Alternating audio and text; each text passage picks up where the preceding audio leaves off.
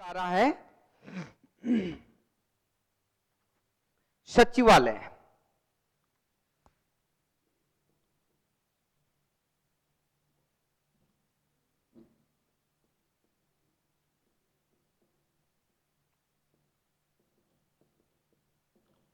सचिवालय संयुक्त राष्ट्र संघ के अंतर्गत 5वें अंग का अगर अपन अध्ययन करें तो वो आता है हमारे सामने सचिवालय।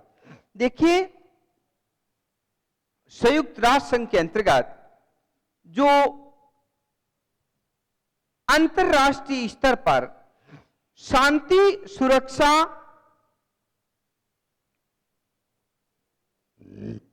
आर्थिक, सामाजिक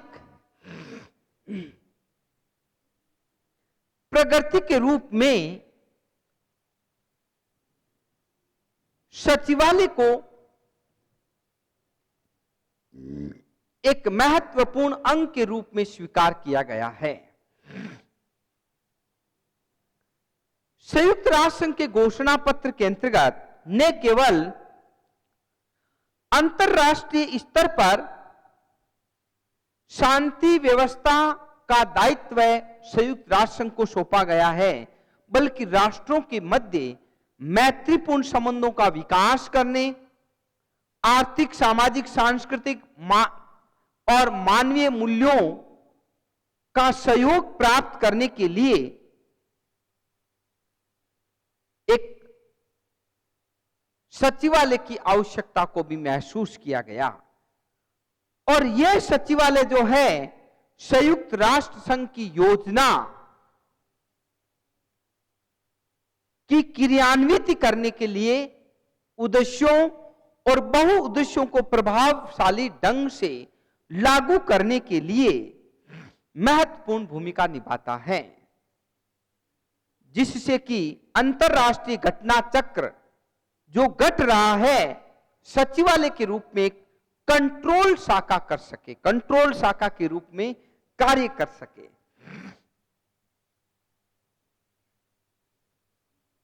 मैक्सवेल कोहन का अगर अपन कोटेशन देखें तो उन्होंने कहा है, संयुक्त राष्ट्र संघ के अन्य अंगों की अपेक्षा कहीं अधिक महत्वपूर्ण अंग है तो वह है सचिवालय, जो महासभा सुरक्षा परिषद को नियतकालीन अधिवेशनों को वास्तविक, स्थायी और शाश्वत रूप प्रदान करता है। अंतरराष्ट्रीय व्यवस्था में वह केंद्र बिंदु है। इसके अभाव में संपूर्ण संयुक्त राष्ट्र संघ सूचना व सहयोग के केंद्रों से वंचित हो जाएगा। यानी कि कम्युनिकेशन जो आदान प्रदान करने की शक्ति है वो सचिवालय के पास में है। सचिवालय का संगठन के अंतर्गत हम लोग देखें तो मैं आपको बताऊंगा कि संविधान की धारा 97 को अगर अपन पढ़ें तो सचिवालय में एक महासचिव और संघ की आवश्यकता अनुसार कर्मचारी भी होते हैं, और महासचिव की नियुक्ति सुरक्षा परिषद की सिफारिश पर महासभा करेगी। वही संघ का प्रमुख प्रशासकीय पदाधिकारी होगा। चार्टर के अनुसार महासचिव अपने अधीनस्थ कर्मचारियों की नियुक्ति करेगा। इस तरह से हम लोग देखते हैं सचिवालय एक प्रशासनिक तंत्र है, और इसमें सुरक्षा संबंधी कार्य, आर्थिक कार्य, सामाजिक कार्य, न्याय संबंधी कार्य, सम्मेलन बुलाना, सार्वजनिक सूचना देना, प्रशासनिक विभाग, विधि विभाग, इन सब का मूल रूप से जो है सचिवालय के अंतर्गत कार्य किया जाता है। नेक्स्ट आता है सचिवालय के कार्य। सचिवालय जो है क्या क्या कार्य करता है। देखिए, सचिवालय का जो मूल कार्य है उसके अंतर्गत मैं आपको बताऊं कि सचिवालय के अंतर्गत 5 वर्ष के लिए एक महासचिव की नियुक्ति की जाती है, और यह प्रमुख प्रशासकीय अधिकारी होता है। और इसके जो प्रमुख कार्य होते हैं वो नंबर 1 होता है प्रशासकीय कार्य। प्रशासकीय कार्य नंबर 1। नंबर 2 के अंतर्गत आता है प्राविधिक कार्य।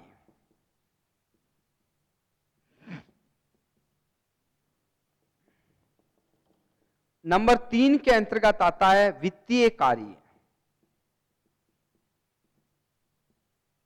और नंबर 4 के अंतर्गत आता है, इसमें वो आता है प्रतिनिध्यात्मक कार्य।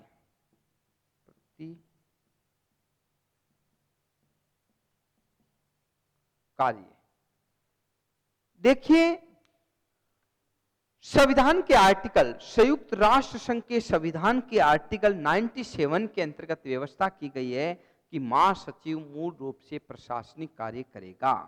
सुरक्षा परिषद है, आर्थिक सामाजिक परिषद है, न्यास परिषद है, इन सभी की बैठक में भाग लेता है और वे सभी कार्य संपादित करता है जो इन अंगों द्वारा सौंपे जाते हैं।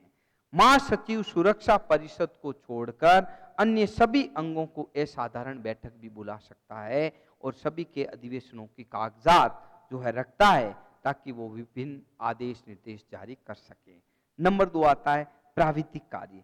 प्राविधिक कार्यों के अंतर्गत बच्चों में आपको बताऊं, समस्याओं का जैसे अध्ययन करना है, स्मृति पत्र भेजना है, प्रतिवेदन बुलाना है, वैधानिक तथ्यों की जानकारी प्राप्त करना है, तो इसके अंतर्गत हम प्राविधिक कार्यों के अंतर्गत उसकी महत्वपूर्ण भूमिका होती है।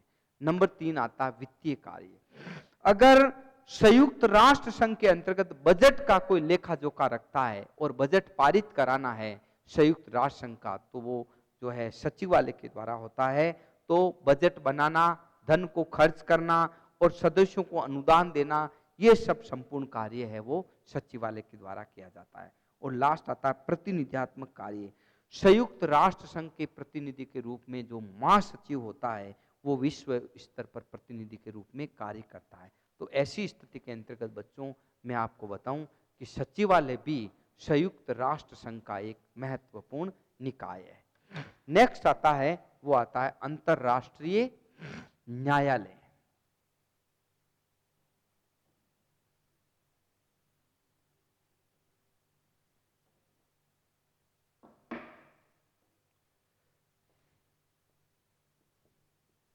अंतरराष्ट्रीय न्यायालय। देखिए, अंतरराष्ट्रीय न्यायालयों की जहां तक बात आती है बच्चों, मैं आपको बताऊं कि महासभा, सुरक्षा परिषद, आर्थिक सामाजिक परिषद, न्यास परिषद और सचिवालय, 5 के बाद में सबसे बड़ा जो आता है इंटरनेशनल कोर्ट, अंतरराष्ट्रीय न्यायालय। दूसरे विश्व युद्ध के पश्चात संयुक्त राष्ट्र संघ की जब प्रस्तावना को स्वीकार किया गया था तो इसमें अंतरराष्ट्रीय सम्मेलन बुलाया और अंतरराष्ट्रीय विवादों को सुलझाने के लिए एक अंतरराष्ट्रीय न्यायालय जैसी संस्था की स्थापना को स्वीकार किया गया था, जिसे बड़े पैमाने पर भावी अंतरराष्ट्रीय संगठन की स्थापना की बात हो सके। तो संयुक्त राष्ट्र संघ के चार्टर के निर्माण में जो 4 सितंबर 1944 को डरबन ओक सम्मेलन हुआ, उसमें अंतरराष्ट्रीय न्यायालय की बात को स्वीकार किया गया। अंतरराष्ट्रीय न्यायालय मूल रूप से सैन फ्रांसिस्को सम्मेलन के अंतर्गत अंतिम रूप दे दिया गया था और जो है न्यायालय मूल रूप से अंतरराष्ट्रीय स्तर पर वाद विवादों का समाधान करने के लिए इसे स्वीकार किया गया था। तो ऐसी स्थिति के अंतर्गत हम लोग देखते हैं अंतरराष्ट्रीय न्यायालय मूल रूप से संविधान के आर्टिकल 92 और आर्टिकल 94 के अंतर्गत जो है अंतरराष्ट्रीय न्यायालय की रूपरेखा स्वीकार की गई थी। जो इसका संगठन है बच्चों, अंतरराष्ट्रीय न्यायालय का संगठन में कुल 15 न्यायाधीशों को स्वीकार किया गया है और जिनका निर्वाचन महासभा और सुरक्षा परिषद के द्वारा होता है। महासभा और सुरक्षा परिषद में अलग अलग मतदान होता है। निर्वाचित होने के लिए प्रत्याशी को महासभा और परिषद दोनों में पृथक पृथक बहुमत का समर्थन मिलना आवश्यक है। जिस व्यक्ति को महासभा और परिषद दोनों में से आधे से अधिक बहुमत प्राप्त हो जाता है उसे न्यायाधीश निर्वाचित किया जाता है। तो ऐसी स्थिति के अंतर्गत मैं आपको बताऊं, वर्तमान में जो है न्यायाधीशों का जो चुनाव है महासभा तथा सुरक्षा परिषद द्वारा 9 वर्ष के लिए किया जाता है और वह न्यायाधीश जाति, धर्म, भाषा, लिंग के आधार पर किसी प्रकार का कोई भेदभाव नहीं किया जाता है। पदाधिकारी, न्यायालय के न्यायाधीश अपने में से एक अध्यक्ष और उपाध्यक्ष का चुनाव करते हैं। इनका कार्यकाल 3 वर्ष का होता है और इनका पुनर्निर्वाचन भी हो सकता है। मुख्यालय, अंतरराष्ट्रीय न्यायालय का मुख्यालय नीदरलैंड की राजधानी हेग नगर में है और ये जो है जो शांति भवन जो है वो एक अमेरिका के दानवीर कॉनर्की के द्वारा भेंट किया गया है।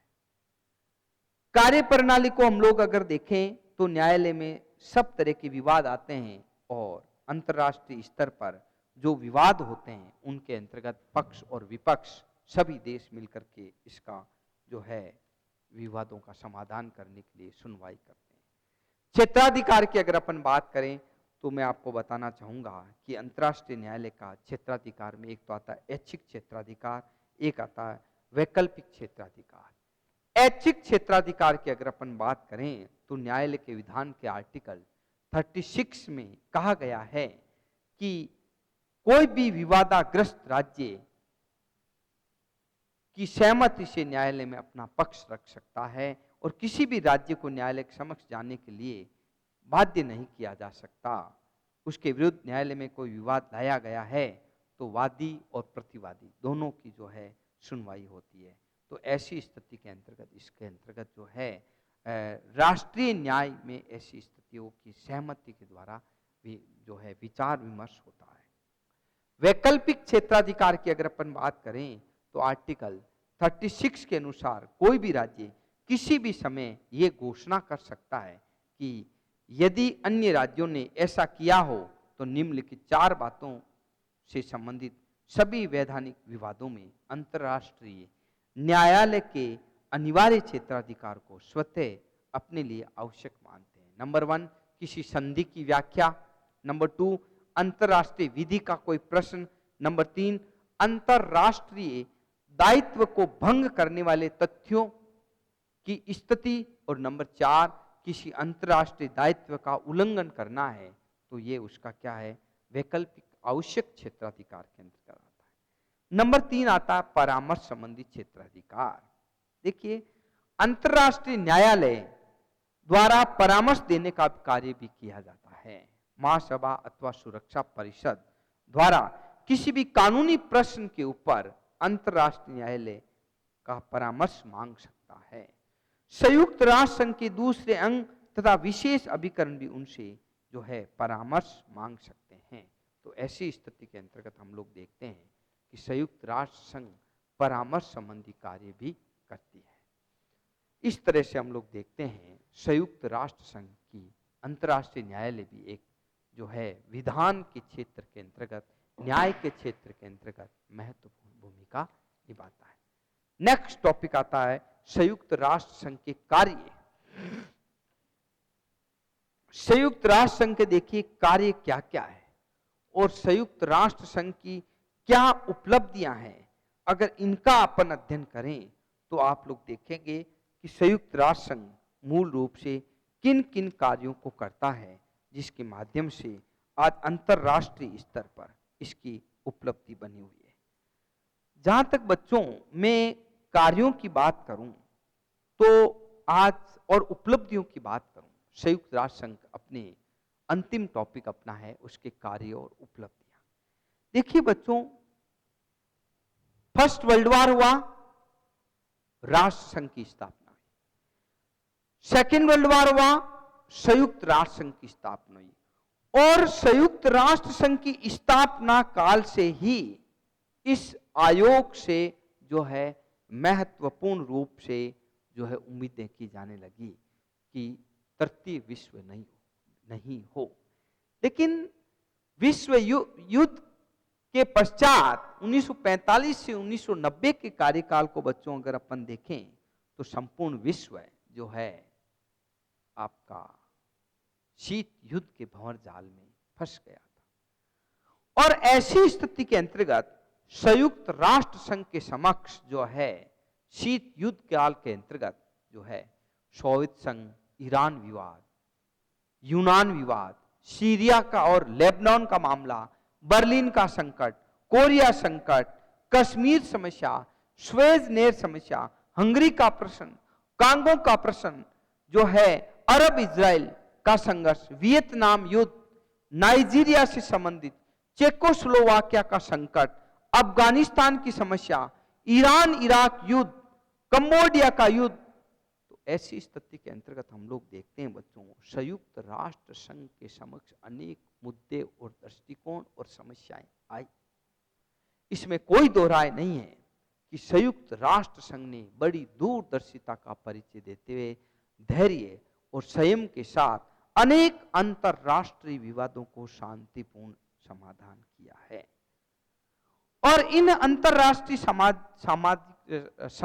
समस्याओं का समाधान चाहे राजनीतिक समस्याएं आई और चाहे सामाजिक समस्याएं आई, विश्व स्तर पर जो है अनेक समस्याओं का समाधान करने के अंतर्गत महत्वपूर्ण भूमिका पर बल दिया जाने लगा। इस तरह से हम लोग देखते हैं अंतरराष्ट्रीय स्तर पर तो मूल जो हमारे सामने बात आई वो यह थी कि अंतरराष्ट्रीय स्तर पर हमारे सामने संयुक्त राष्ट्र संघ अनेक ऐसे कार्य करने लगा जिससे इसको सामाजिक, आर्थिक, राजनीतिक क्षेत्र में उपलब्धियां प्राप्त होने लगी।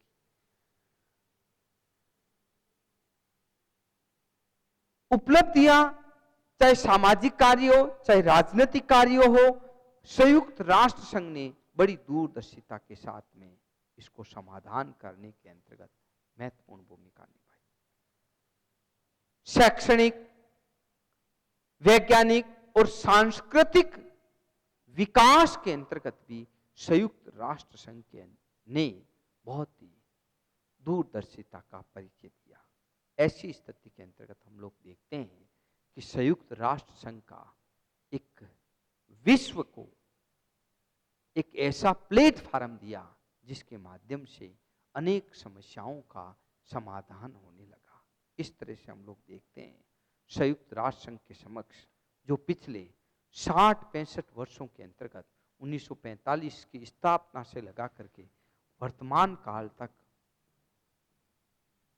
उपलब्धियां प्राप्त की, उनमें प्रमुख रूप से आता है, नंबर 1 आती है आपके राजनीतिक विवादों का समाधान। राजनीतिक विवादों का समाधान। देखिए, संयुक्त राष्ट्र संघ ने अंतरराष्ट्रीय स्तर पर ऐसे अनेक ज्वलंत मुद्दे आए, ऐसी अनेक ज्वलंत समस्याएं आई जिनको अपनी सूझबूझ के आधार पर राजनीतिक रूप से समस्याओं का समाधान किया है। चाहे इंडोनेशिया का हो और चाहे आपके जो है नीदरलैंड का हो, संयुक्त राष्ट्र संघ ने बड़ी धैर्य के साथ में परिचय दिया। और अरब इजराइल युद्ध हो, चाहे कश्मीर समस्या हो, चाहे युद्ध दोनों भारत पाक की समस्या हो, चाहे उत्तर कोरिया और दक्षिण कोरिया की समस्या हो, उन्होंने जो है संयुक्त राष्ट्र संघ ने जो है आपको मैं बताऊं संकटों का समाधान करके अपनी राजनीतिक उपलब्धि प्राप्त की है। नंबर 2 आता है साम्राज्यवाद एवं उपनिवेशवाद का अंत। साम्राज्यवाद और उपनिवेशवाद का अंत।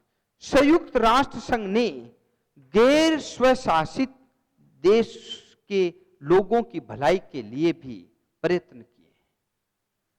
जो साम्राज्यवाद और उपनिवेशवाद से अनेक राष्ट्र ग्रस्त थे, जो पराधीन राष्ट्र थे, जो स्वतंत्र नहीं हुए थे, एशिया और अफ्रीका के राष्ट्र, उनके लिए भी संयुक्त राष्ट्र संघ ने अनेक ऐसे प्रयास किए ताकि उन्हें स्वतंत्रता मिल सके और वे अपना आत्मविकास कर सके। नेक्स्ट आता है गैर राजनीतिक क्षेत्रों में सफलता।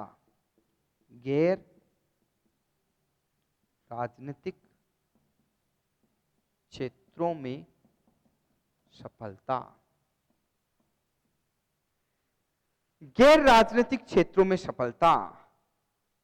संयुक्त राष्ट्र संघ का गैर राजनीतिक क्षेत्रों के अंतर्गत हमेशा विवादास्पद मुद्दा रहा है, लेकिन संयुक्त राष्ट्र संघ ने चाहे शिक्षा हो, चाहे विज्ञान हो, चाहे तकनीक हो, चाहे ऐसे अनेक क्षेत्रों के अंतर्गत सामाजिक, आर्थिक, राजनीतिक रूप से भी उन्होंने ऐसे कार्य किए जिसके माध्यम से चाहे वुमेन एम्पावरमेंट हो, चाहे ह्यूमन राइट हो, चाहे आपकी बीमारियों से संबंधित हो, चाहे बाल कल्याण हो, चाहे श्रमिकों का कल्याण हो, संयुक्त राष्ट्र संघ ने बहुत बड़ी उपलब्धि प्राप्त करके अंतरराष्ट्रीय स्तर पर इन्हें महिला दिवस है, श्रमिक दिवस है, डे घोषित करके एक उपलब्धि हासिल करके उन्हें समस्याओं से मुक्ति दिलाई।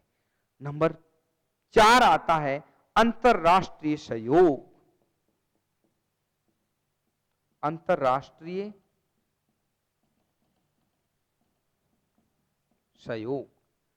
संयुक्त राष्ट्र संघ ने अंतरराष्ट्रीय सहयोग पर भी बल दिया, विभिन्न देशों के आपस में विचार विमर्श कराया और एक ऐसा जहां बैठकर सभी राष्ट्र अपनी समस्याओं का प्लेटफॉर्म दिया, विचार विमर्श करें, संपर्क करें, बातचीत करें, और अगर कोई निदान नहीं हो रहा है, कोई हल नहीं हो रहा है, तो संयुक्त राष्ट्र संघ ने अपने सेतु मध्यस्थ की भूमिका निभा करके उसका कार्य किया है।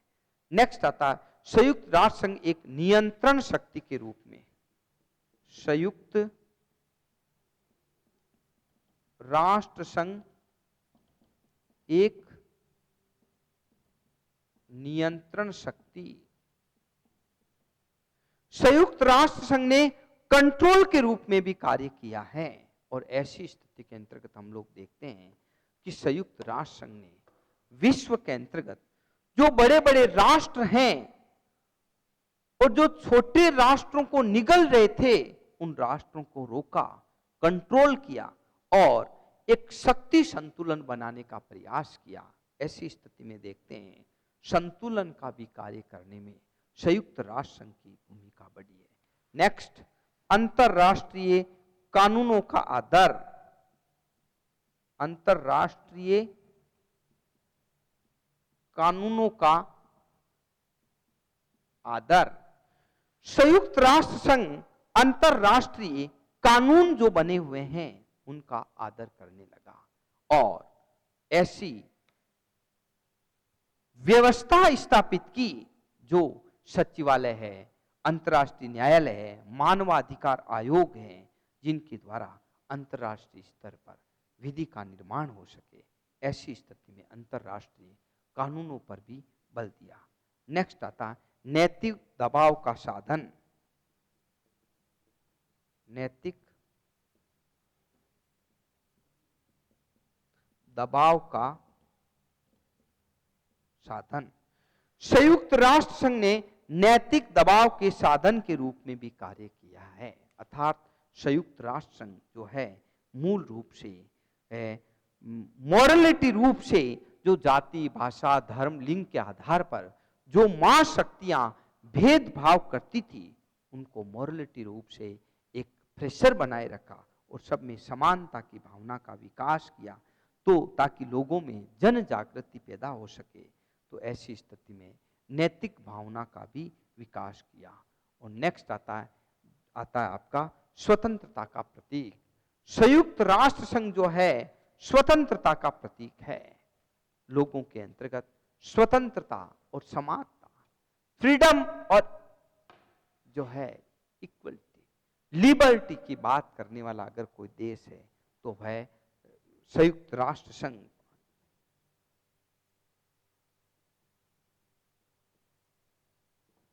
स्वतंत्रता का प्रतीक।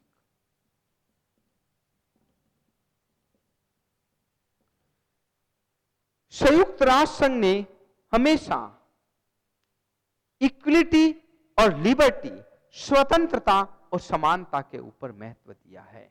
तो ऐसी स्थिति के अंतर्गत हम लोग देखते हैं संयुक्त राष्ट्र संघ की हम लोग अगर बात करें तो बच्चों मैं ये कहना चाहूंगा कि संयुक्त राष्ट्र संघ एक ऐसी अंतरराष्ट्रीय संस्था है जो मूल रूप से विभिन्न देशों को एकजुट बनाए रखती है और वो स्वतंत्र रूप से अपना आत्मनिर्भर हो सके, विकास कर सके। और नेक्स्ट इसके अंतर्गत जो आ रहा है अंतर्राष्ट्रीय स्तर पर, वो आता है अंतर्राष्ट्रीय भावना का विकास। संयुक्त राष्ट्र संघ अंतर्राष्ट्रीय भावनाओं का भी विकास करता है। तो ऐसी स्थिति के अंतर्गत अंतर्राष्ट्रीय स्तर पर संयुक्त राष्ट्र संघ में आपको सारांश रूप में बताना चाहूंगा। हम लोग सब संयुक्त राष्ट्र संघ का अध्ययन कर रहे हैं। तो 24 अक्टूबर 1945 को जब संयुक्त राष्ट्र संघ की स्थापना की गई थी, तो इसके जो राष्ट्र संघ ने जो गलतियां की, फर्स्ट वर्ल्ड वॉर के बाद में जो शांति के लिए स्थापित किया गया था, संयुक्त राष्ट्र संघ के अंतर्गत उसको नहीं दोहराया गया था।